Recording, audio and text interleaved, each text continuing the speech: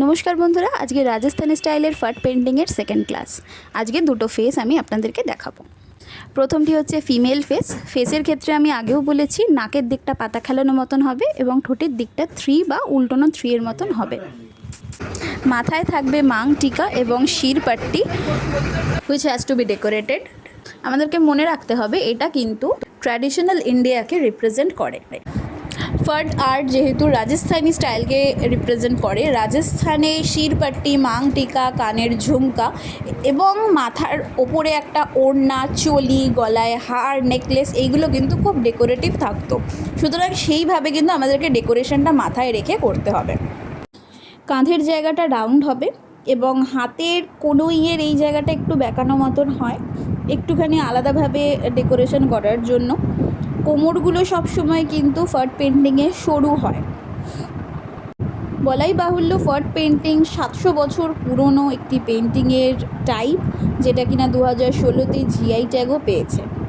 হাতের কবজিতে সবসময় কঙ্গন বা চুড়ি থাকবে। হাতের চেটোটা কিন্তু সবসময় রাউন্ড হবে এবং আঙুলগুলো কিন্তু লাইন দিয়ে বোঝানো হবে। হাতে একটি ফুল ধরে আছে, সেইভাবেই আমি এটা দেখাতে চেয়েছি।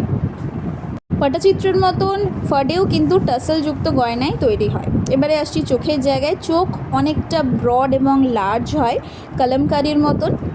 এবং ওড়নাটা কিন্তু মাস্ট, কারণ কিনা ঘাগরা এবং চুলির সাথে রাজস্থানীরা ওড়না ক্যারি করে। ওড়না হচ্ছে কিন্তু ওদের একটা ট্র্যাডিশনাল ড্রেসের লুক। এবারে গলার নেকলেসটা ডেকোরেশন করব এবং লেডি ফিগারটা কমপ্লিট। এবারে আসছে মেল ফেসে। মেল ফেসে আমি শ্রীকৃষ্ণকে রেখেছি।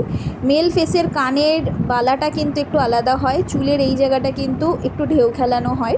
এটাই কিন্তু মেল আর ফিমেলকে ডিফারেন্সিয়েট করে।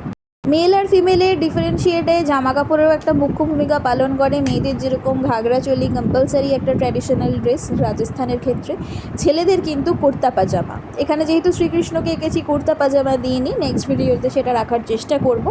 কোমরটা কিন্তু অ্যাজ ইউজুয়ালি প্রত্যেকটা ফিগারেরই সরু হয়, ছেলে মেয়ে নির্বিশেষে।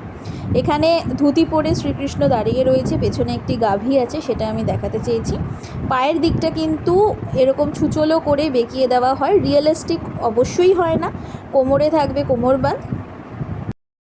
ধুতির কুচির কাপড়টা একটু ডেকোরেটিভ রাখার চেষ্টা করেছি। দুটো ভিডিওর শর্টসই কিন্তু আমি চ্যানেলে আগে অলরেডি আপলোড করেছি, যেখানে কালার সহ ভিডিওগুলো দেখানো আছে। এখানে কাপড়ের একটা অংশ আমি দিয়ে দিচ্ছি, যেটা উত্তরীয় মতন সবসময় গায়ে থাকে শ্রীকৃষ্ণের। এগুলো কিন্তু ডেকোরেশন করতে হবে রঙের সময়, এগুলো কিন্তু ডেকোরেটিভ থাকে। এগুলো যেহেতু লাইন দিয়ে আমি ড্র করছি, অতটা ডেকোরেশন বোঝা যাচ্ছে না, কিন্তু এগুলো কিন্তু ডেকোরেটেড থাকে।